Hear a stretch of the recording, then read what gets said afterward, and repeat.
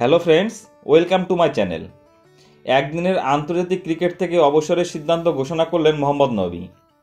বাংলাদেশের বিরুদ্ধে একদিনের সিরিজের মাঝে আফগানিস্তানের প্রাক্তন অধিনায়ক নিজের সিদ্ধান্ত জানিয়েছেন, তবে এখনই ব্যাট বল তুলে রাখছে না তিনি। আগামী বছর চ্যাম্পিয়ন্স ট্রফি পর্যন্ত খেলবেন আফগান অলরাউন্ডার, তারপর বিদায় জানাবেন একদিনের আন্তর্জাতিক ক্রিকেটকে। 2009 সালের একদিনের আন্তর্জাতিক ক্রিকেট অভিষেক হয়েছিল নবীর।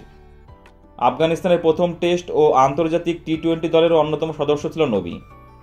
39 বছরের ক্রিকেটার 2013 থেকে 2015 সাল পর্যন্ত ছিল জাতীয় দলের অধিনায়ক। শেষ তিনটি একদিনের বিশ্বকাপও খেলেছেন। আগামী 24 এবং 25 নভেম্বর জেদ্দায় হবে আইপিএলের নিলাম। নিজের নাম নথিভুক্ত করেছে নবী। তার সর্বনিম্ন মূল্য 1,55,00,000 টাকা রেখেছে। সেই নিলামের কয়েকদিন আগেই একদিনের আন্তর্জাতিক থেকে অবসরের সিদ্ধান্ত জানাবেন নবী।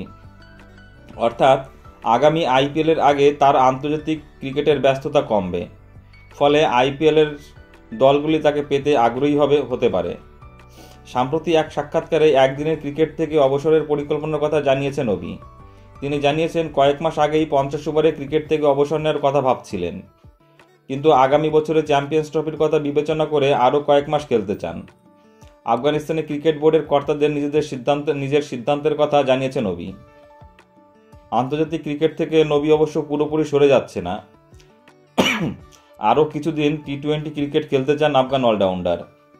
এখনও পর্যন্ত 165টি একদিনের আন্তর্জাতিক ম্যাচ খেলেছে নবী। করেছে 3,549 রান, 2টি শতরান ও 17টি অর্ধশতরান রয়েছে তার ঝুলিতে। 50 ওভারের ক্রিকেটে 171টি উইকেট রয়েছে তার। বন্ধুরা, নবীর এই সিদ্ধান্তের ঘোষণার পিছনে রয়েছে, তিনি বোঝাতে চাইছে যে ফ্র্যাঞ্চাইজিগুলো পরবর্তী আইপিএলে তাকে পুরো সময়ের জন্য পেতে পারে, ফলে যে কোনো দল তাকে কিনতে আগ্রহী হবে। এখন দেখা যাক নবীকে কোন দল কেনে।